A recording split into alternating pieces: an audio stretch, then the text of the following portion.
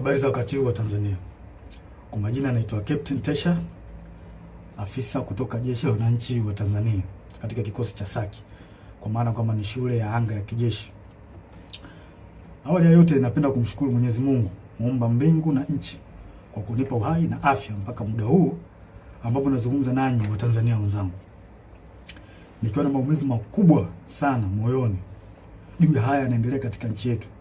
Nimejaribu kutafakari sana mpaka muda mwingine kufikia kumshirikisha Mungu kwamba nikiwa naiona hatari kubwa sana ambayo ipo mbele yetu kama taifa. Haikuwa rahisi hata kidogo kwangu mpaka leo hii Watanzania kuniona nikiwa mbele yenu naongea haya mambo. Haikuwa rahisi kwa sababu nazijua taratibu zetu za kijeshi jinsi zilivyokuwa ngumu, hasa kwa mambo kama haya.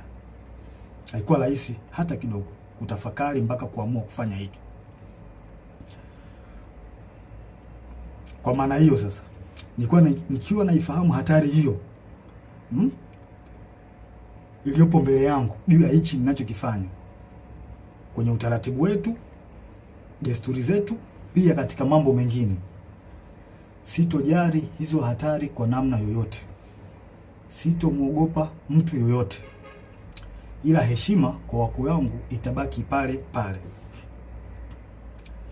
Hivyo basi nimeweza kuandika barua kwenda kwa wakuu wangu wa kazi, kwa maana kwamba CDF na wengine, kuwaeleza kwamba siridhishwi kabisa kwa yanayoendelea nchini, na naiona hatari kubwa sana katika taifa letu.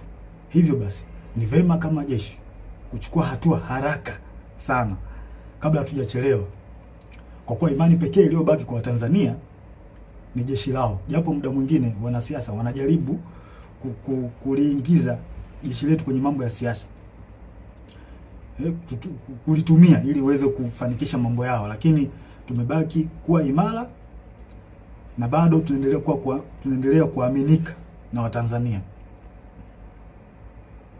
Hivyo basi, kwa kuona hilo na kuona hali ambayo ipo kwa sasa, sehemu pekee na imani pekee ya Watanzania ni kwenye jeshi lao. Hivyo nashauri jeshi letu liweze kuchukua nchi haraka sana na kuweza kuweka mambo sawa kuliko kuendelea kulazimisha kwenda mbele, hasa katika hili swala la uchaguzi. Baada ya kufanya hivyo, liweze kuwasikiliza wananchi kwenye taarifa, kwa maana kwamba taarifa mbalimbali kutoka kwa wananchi ziweze kuwasikiliza na maoni yao